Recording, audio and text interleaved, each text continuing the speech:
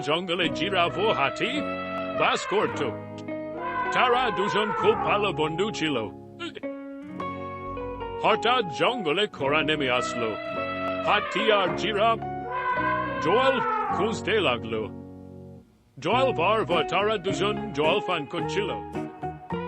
কিছুদিন পর হাতি মাটি তলা থেকে জল বার করতে শুরু করলো জিরাফ জল খাবে বলে।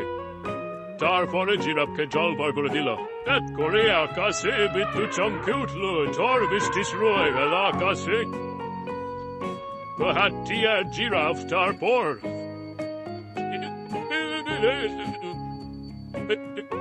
ঝড় বৃষ্টি শুরু হওয়ার পর গাছ ভেঙে পড়ছিল। তারপরে জিরাফ হাতিকে গাছের পাতা পড়া থেকে বাঁচাচ্ছিল।